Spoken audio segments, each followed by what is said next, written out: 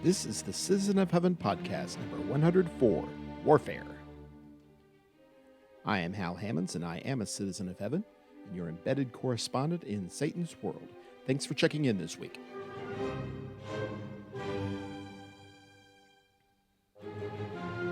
If you're a Christian, that means you have volunteered to serve in the army of Jesus Christ. Like many volunteers, you may not have known the full scope of the war that is going on. But believe me, it is terrible. But it is worth the fight.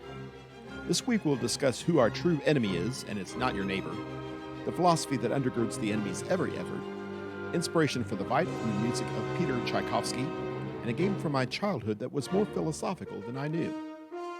Let's start with what I've been preaching.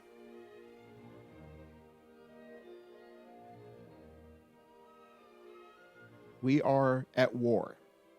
We have been from the beginning. Jesus makes no bones about telling us that. And the more we pay attention to the world we're living in, the more we realize how poorly the war is going. That shouldn't discourage us. That should embolden us. That should encourage us to join the fight, because this is a battle that we need to win, and there are casualties aplenty. But the temptation oftentimes is, especially when the war is going poorly, for us to assume that our true enemy, our ultimate enemy, is somebody on the other side of the battle line. We touched on this a little bit in our conversation with regard to the book, The Coddling of the American Mind, that came up in the podcast a few weeks ago. There is a tendency to think in this world that we're living in, we are told over and over again, so it's no accident that we come by this thought, that this is about us versus them. All the people on this side are the good guys, all the people on that side are the bad guys. We depersonalize everybody. We simply lump people into groups, into tribes, and we love all the good guys and we hate all the bad guys, and that's all there is to it. That is a gross oversimplification of this conflict that we're looking at. We need to remember who the real enemy is. There is a sense, of course, in which the people on the other side are the enemy. Jesus calls them our enemies, but he also says that we're supposed to love them in Matthew 5, verse 44. Not villainize them, not demonize them, not slaughter them, but to love them. The true enemy, the roaring lion who seeks to devour us, that's the devil. Jesus is telling us the devil is our enemy. This is the spiritual warfare that we've been called to fight. And yes, it has consequences in this world. We see carnage everywhere of this battle. We see sin running rampant. We see cultures becoming more and more depraved. We see inroads being made in our own lives, in our own fellowship. But ultimately, this battle is being fought on spiritual grounds. We are only seeing the consequences, the fallout of that, as it were. What we need to do is maintain our focus on the battle itself and on the enemy himself. Realize that it is spiritual forces in the heavenly places that we are fighting against, ultimately, as Paul writes in Ephesians chapter 6, verse 12. This is why we take up the spiritual armor, to do the spiritual fight against spiritual forces, not political forces, not carnal forces, not any kind of physical enemy.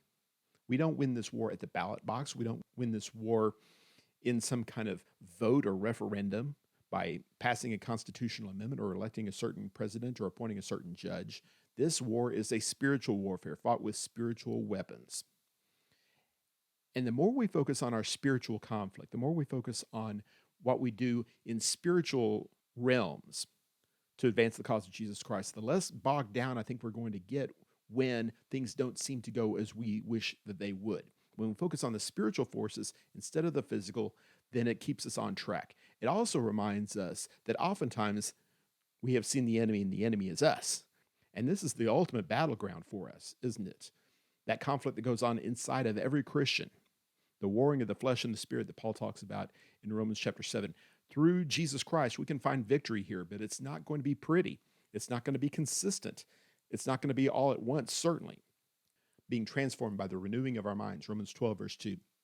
This happens gradually, and we take backward steps oftentimes. Remember that we are the battleground. Our soul is what is at stake. Fight for that soul.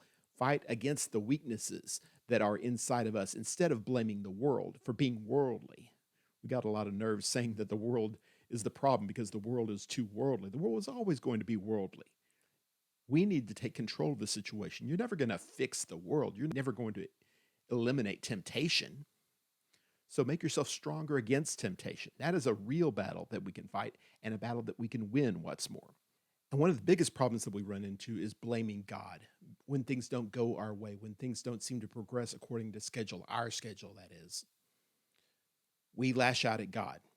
We begin to doubt. Psalm 73 touches on this, the idea of our foot almost slipping. Verse number 2. I was about to give up. I was about to forget what this was all about. I almost slipped. I watched the wicked and they survive and they thrive and they're doing so well. I took my mind off of the spiritual life, focused on the physical. I took my mind off of the Lord and I put my mind on the world.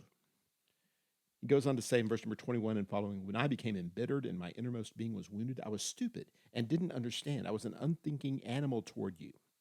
Yet I am always with you. You hold my right hand. You guide me with your counsel, and afterward you will take me up in glory. Who do I have in heaven but you? And I desire nothing on earth but you. My flesh and my heart may fail, but God is the strength of my heart, my portion forever. Those far from you will certainly perish. You destroy all those who are unfaithful to you. But as for me, God's presence is my good. I have made the Lord God my refuge so I can tell about all you do. What an amazing comfort that is to remember that God is with us in this war. We're not alone. The battle is worth fighting, and the battle will be won if we will maintain our faithfulness. God will be the winning side. The only question is whether we're going to be on the side with him. With his help and with diligent effort on our part, we can get through this war on the right side and find the glory that waits for us afterward. Anyway, that's what I've been preaching.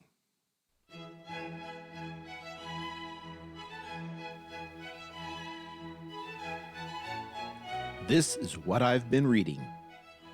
For years and years, Henry Morris was the loudest and most respected, perhaps, voice for creationism as opposed to evolutionism. And in his book, The Long War Against God, he defines what he means by evolution. He says, I am not speaking here only of Darwinism, nor even of biological evolution in general, but of evolution as a total philosophy that purports to explain the origin and development of all things by natural properties and processes in a closed universe, one with no involvement by any external supernatural creator. In this sense, evolutionism is essentially synonymous with naturalism or materialism, with the space-time matter cosmos regarded as the ultimate reality out of which everything from elementary particles to complex human beings has evolved. Basically, it is the God-centered universe that draws the ire of evolutionists. When evolution takes its focus off of God, it is with purpose. It is designed that way. Human beings are part of the divine creation. Everything was created by God. Genesis 1:1 says. Later on in Genesis 1 verse 27, we are created after his own image, in the image of God. This is who we are and this is where we are. The idea of a God-centered universe is at the very core of the Bible message. And that appears to be the main reason why so many in the evolutionary movement are so opposed to the things of God, because they realize that acknowledging God, acknowledging the supernatural movement in the world, takes the focus off of human beings, takes the focus off of humanity. Organic evolution allows us to separate ourselves from God. It allows us to deny God's involvement, God's creator role in our lives. It allows us to define ourselves, essentially. We are whatever we are, whatever we want to be. The sky is the limit. We can be as smart as we can manage. We can be as powerful as we can manage. There's no limit. This is the humanistic philosophy in a nutshell, that we are the masters of the universe. We are in control of everything. Obviously, if God is here, we can't possibly be in control of God, and so therefore it becomes convenient for us to ignore God, for us to deny God. And whatever there is left of God is forced to evolve as well. That's kind of a twist of lime to this whole story. If we will embrace the idea of human evolution, that means if God is going to survive in American culture or human culture or whatever, God's going to have to evolve too. And we see humankind forcing God into these narrower and narrower roles. No purpose, no plan, no intelligence behind it all. We are in charge. I would offer to you that the reason the world is in such horrible shape right now is because that's what's going on, because we have insisted on being in charge of the world. And so, as human beings are elevated to a throne that they have no right to, we see the world tearing itself apart. We see crime, we see ugliness, we see racism, we see all kinds of atrocities against humankind, against nature itself, all kinds of horrible, horrible things. Because we have drifted away from the stewardship that was given to us in Genesis chapter 1 and 2. And it begins at the very core with denying that there's stewardship in the first place, denying that we are custodians for anybody. This is our world. We're going to run it. We're going to do things the way that we want to do them. And this philosophy sees itself manifested in any number of ways. Morality is kind of the obvious thing. If you accept the idea of evolution, if you accept the idea that the world just creates itself through all these processes, then it's a natural consequence that morality itself is going to evolve. That's why people don't want to talk about right and wrong anymore. That's why they don't want to talk about evil, unless the evil is Hitler, people like that, maybe a couple of individuals that might pop up. Those people can be evil, but generally speaking, we deny the idea that there is such a thing as evil. How could we say otherwise? If morality exists in a state of flux, then who's to say what's right and wrong? And that's why nobody wants to pass judgment on anybody else. And I emphasize that as far as human beings deciding what's right and wrong, we don't have the ability to do that. That's why we as Christians, from a creationist perspective, come at the idea of evil from a thus says the Lord perspective. We're not saying that I'm better than you or that you're better than somebody else. We're saying that God has the final word in these things, and we can answer to God, our creator, and take our morality from him. The value of life evolves. We see horrible, horrible things in this world, and we wonder how it could be that unborn babies can be killed. How can it be that elderly people are dismissed out of hand, deciding who's going to live and who's going to die? Like we're God. What we do as the people of God is honor life because God gave all life. If we don't acknowledge that we came from God, if life is just something that happens, why shouldn't life be something that disappears when it ceases to be convenient? And more, we're seeing this kind of philosophy. If life does not serve the greater good as we may define the greater good at any given moment, then that life is forfeit. Whether it's an unborn baby, whether it's an elderly person, whether it is someone who is mentally infirm, whatever it happens to be, the old ideas of euthanasia that were dismissed when people found out what Hitler was doing with the ideas of euthanasia are starting to creep back into the public consciousness. We're becoming more and more aware, hey, you know what? Some people just don't want certain human beings to be alive. They think they have that power. They gave themselves that power when they divorced themselves from God. Beauty itself is in an evolutionary process. We look at so-called art museums these days and wonder how in the world this could be beautiful. It's beautiful because it promotes a certain agenda. It's beautiful because it serves the purposes of the people who are in charge. It elevates human beings. It denigrates God. The irony behind all this, of course, is that the scientific community insists that they are right and deny the one thing that we know for a fact is evolving, which is scientific knowledge.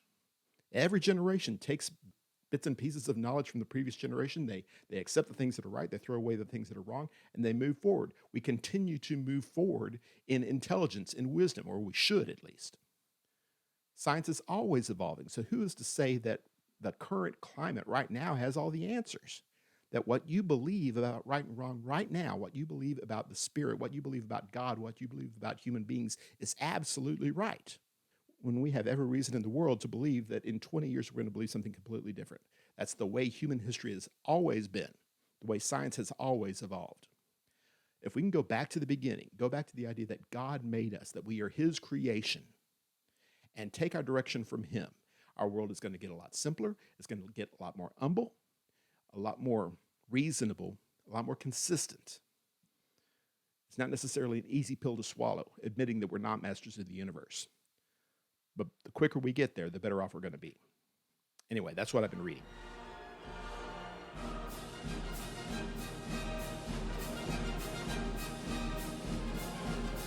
This is what I've been hearing.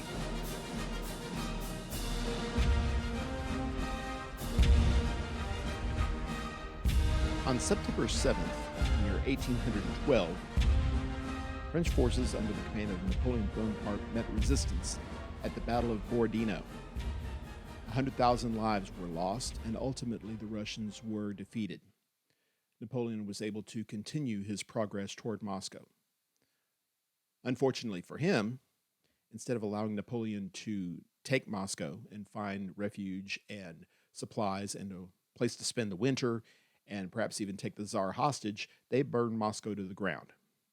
And Napoleon found nothing, and he was forced to go back home. It was a disaster for Napoleon, and ultimately a tremendous, tremendous victory for the people of Russia. In 1869, Leo Tolstoy published his great book, War and Peace, which reminded the Russian people of this victory in 1812 and created a renewed interest in this battle and these things. And Peter Tchaikovsky was commissioned to write a piece of music to celebrate this victory. And that is what we know as the 1812 Overture. If you've ever been to a fireworks display on July 4th, you likely have heard it. You may be saying, oh, the one with the cannons. Yes, that's the one with the cannons. That's the triumphal end of the battle. The Russians are victorious in the end, and they're celebrating. But that is at the end. It doesn't begin that way, and it's not always sounding that way. This battle that they're fighting for their very lives, for their nation, was hardly victorious from the very beginning. And that is how the 1812 Overture was constructed. It begins with a prayer, interestingly enough, just 2 violas and 4 cellos, playing a very somber, solemn tune. It's very quiet, very understated. If you were facing Napoleon's army at this point, then you had been quiet too. But how appropriate that this ultimate battle, this battle that we see no reason why we can win, that it begins with a prayer. We need God on our side in these conflicts. We need God protecting us and guiding us and sheltering us. We know that He ultimately is under control. We know that He ultimately is in control of all these things. Philippians chapter 4 and verse 7, this peace of God that passes all understanding will guard our hearts and minds in Christ Jesus if we will allow Him to do that. The entire context there in Philippians chapter 4 talks about that. The battle progresses, and you can hear the French forces coming. The French anthem, the Marseillaise, is heard in the background and in the foreground, even in this. The French army is coming. They're getting louder and louder. They are dominating the piece. It sounds like a French song for a while. Well, it looks like a French battle for a while. In the short term, the bad guys are winning. And that's the way our battle is also. We should expect setbacks. We should expect things to go poorly for us from time to time. We should expect, as we discussed briefly in the previous segment, that there will be cause for despair. That's when we need to dig in and find our faith. That's when we need to realize that God is with us, even when, and especially when, things are getting bad for us. Any kind of construction person will tell you things will always get worse before they get better. You watch one of these fixer-upper type shows, things always get really, really, really bad they're going to have to get bad if they're going to get good. You have to tear down before you build up again. Hezekiah found out about that. He rebelled against the greatest nation in the world. We're not going to send you tribute anymore. And immediately the Assyrians sent their forces and laid waste to the nation. It was much worse than it ever had been under the Assyrians before. And Hezekiah takes this intimidating letter that has been sent to him by the ruler of the world, and he lays it out before the Lord. The text talks about it in 2 Kings chapter 19, verse 14. Lays it out before the Lord and prays. This is what I am facing. I need your strength. I need your victory. We know that things are going to go poorly, and we will suffer. But in the end, we have confidence that victory is going to be ours. And more to the point, victory is going to be God's. This triumphal celebration at the end is what we always remember about the 1812 Overture. We don't remember the slow parts. We don't remember the French parts. We remember the victory. We remember the cannon fire. We remember the celebration at the end. We remember the bells being peeled all over the city, all over the stage if we're watching the performance. Bing, bing, bing, bing, bing, bing, bing. Every bell in the place is going up because we have received the victory. We have been glorified. We have been shown to be the winners in this conflict. That's the victory that we receive to a certain degree, perhaps in this life, but especially that we receive in the next life. There's a great story given to us in 2 Chronicles chapter 20 where the good king Jehoshaphat is leading his people in battle, and it looks hopeless. And he prays to the Lord for victory. He has tried to do the right thing, and now he is suffering. And the Lord tells him there through the prophet that you're going to see these kings that are amassed against you. They're going to fight amongst themselves. They're going to destroy themselves. You're not going to have to do anything. The Lord will give you victory while you sit here and watch. And sure enough, the battle rages, and they just stay on the sidelines and watch the whole thing. And ultimately, they go down to the field and they carry the loot home with them, more than they can carry, the text describes it as. That's the kind of victory that God will give us, not because we worked so hard, not because we were so deserving of it, but because he is the master of the world. He is in control of this battle, and ultimately, the battle will be the Lord's. Anyway, that's what I've been hearing.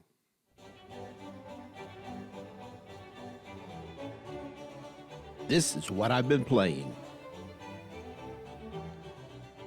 I haven't played a game of Stratego in probably 40 years, maybe a little bit more than that. When I was a child, though, I played it all the time. My brother and I would play Stratego, and it was terrific. It's war. Kids like to play war, and if I didn't have to go out and get sweaty in playing, then why not? Stratego basically is a battle simulation. If you don't remember, a bunch of characters on tiles facing toward the player, hidden from the opposing player, have different denominations, different values, and eventually they come in contact with the opposite side, and the greater character wins, with a couple of exceptions. There are some bombs out there and that sort of thing, but it's all about conquering the battlefield, about taking the victory, claiming victory. And there's a lot of carnage. There's a lot of bloodshed, not literal bloodshed. Moms, if you don't know Stratego, don't be scared here. There's no actual blood, obviously. But there's the simulation of blood. Like any battle, there's going to be casualties. There are going to be individual fights. And the ideal way to win, of course, is to win all the battles. Every single conflict between red and blue, if I'm playing blue, I want blue to win. Well, realistically, of course, we all realize that's not going to happen. You can't possibly win every battle. And you don't care. You don't care if you lose all the battles. It really doesn't matter as long as you win the war. And when we are fighting in the cause of Jesus Christ, we can get really caught up in individual battles. I remember thinking that my number 3 was the Colonel, I think is who he is. That was a great one. I like number 3. Well, I don't want to send him out there and lose him, so I'll just keep him and not use him at all. Well, if he runs up against a 2, he runs up against a 2. That's the way that it works. The general's better than the colonel. The marshal's better than the general. Some of these battles are going to go the wrong way. If I stay away from any battle that I might lose, I'll stay away from every battle. If we're going to be fighting for Jesus Christ, we can't avoid conflict. We can't avoid the war. Shadrach, Meshach, and Abednego continue to be great examples for us. I learned long before I learned how to play Stratego that these 3, we sometimes call them Hebrew children. Exactly how old they were, we don't know. They must have been adults at this point, though. They face Nebuchadnezzar and look him in the eye and say, we're not going to bow down to your image. We're not going to do that. And if God delivers us from your fiery furnace, then he delivers us. But one way or the other, we are not going to surrender here. We're going to fight on the side of the Lord. We're not going to give up. We're going to maintain our faith. It very well could be that they would lose that battle, which may seem on the surface to be the only battle, the battle for your life. But they had more faith than that. They knew that serving God was more important. And whatever concept they may have had of greater things, they knew that. They knew that they had to show themselves to be the people of God in every situation, up to and including the surrender of their own life. And of course, God did take care of them. God did preserve them in the fiery furnace, if you don't remember the story from Daniel chapter 3. ultimately, the only thing that matters is not our physical life, but our soul, our existence before God. Some people think that's what Matthew 16:26 is talking about. Maybe it is, maybe it isn't. Is it talking about your literal life? Is it talking about your soul? Either way, we are in self-preservation mode. And if we are spiritual beings, if we're fighting a spiritual war in the end, all that matters is staying on the side of God, staying on the side of Jesus Christ. We will give up everything. We will lose every battle.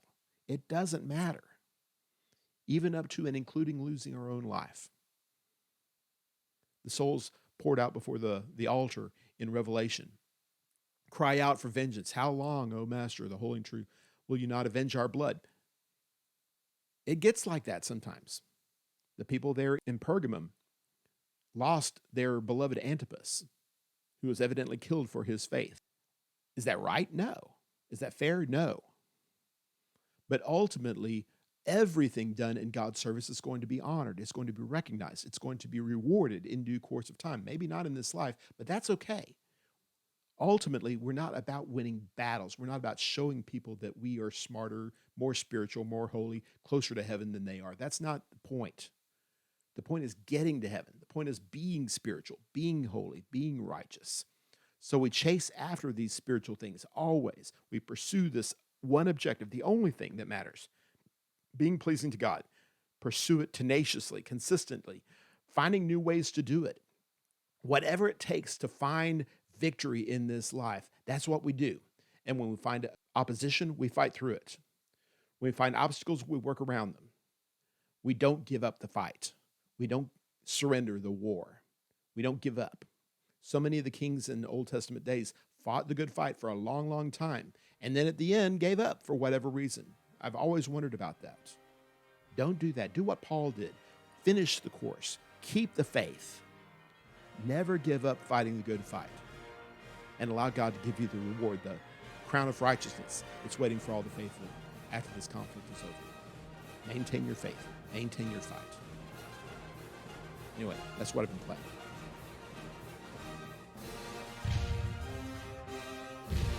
You have been listening to the Citizen of Heaven podcast. Thank you for your support.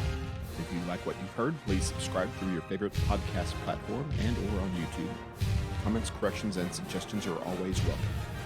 Please feel free to follow me through Facebook, MeWe, Parler, or Instagram, or check out my webpage, www.halhammonds.com. Until next time, be strong and courageous, fight the good fight of faith, and do all things in the name of the Lord Jesus.